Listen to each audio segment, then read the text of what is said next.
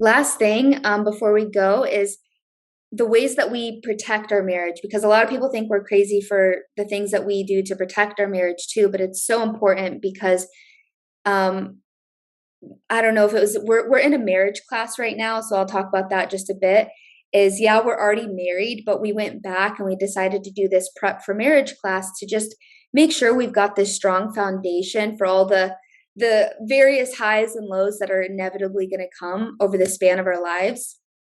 Um, and in one of the videos that the pastor said, even if something isn't necessarily wrong, it doesn't mean it's wise. So I Right. think their example was like this guy, he was driving somewhere with a female coworker and his wife was upset, and he reflected back on it and he was like, yeah, maybe I actually shouldn't be in the car with this woman, alone with this woman, because when making a decision you have to consider your past, consider your present, and consider where you want to be in the future.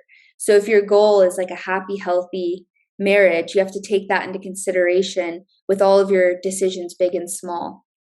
And so, some of the things that we do to protect our marriage is this goes back to alcohol. Not drinking without each other, not partying without each other. Not that we don't even really do that, but I do have a history of that lifestyle. So this may not be relevant to everybody, but for me, that was something I really used to struggle with, and what would happen when I drink, and just, the spiral of that. So it's a big reason I don't really drink much anymore, unless it's like a special occasion. But it's just wise not to do that without Yeah. you. So that's Yeah. one Yeah. thing. Yeah. A lot of it stems from, protecting your marriage, by protecting your triggers, and, your own, and we know each other's. And so, yes, that's been a great exercise. And the fact that you and I are doing it together as well, Yeah. like you're not alone in this endeavor. Both you and I are responsible for each other's behavior and habits. It's not just a single person who's trying to hold down the fort by himself or herself. Yes, and I find so much freedom when I am struggling with something, like be it a temptation or a thought, or like something comes up for me that's really hard to share. I've tried to like battle it out on my own and just like me and God, and it just eats me alive. And I have to confess it to you. For some reason, it's just like how I process. I don't feel like I'm able to be free of it until I confess it to you. And then this thing that like was causing me all this pain and torment and struggle and confusion and doubt and all these things, it literally goes away the minute I confess this to you.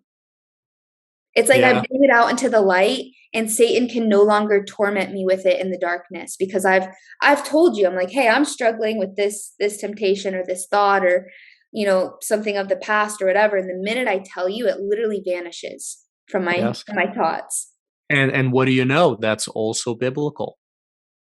You know? People, we don't just follow these rules just because these rules exist.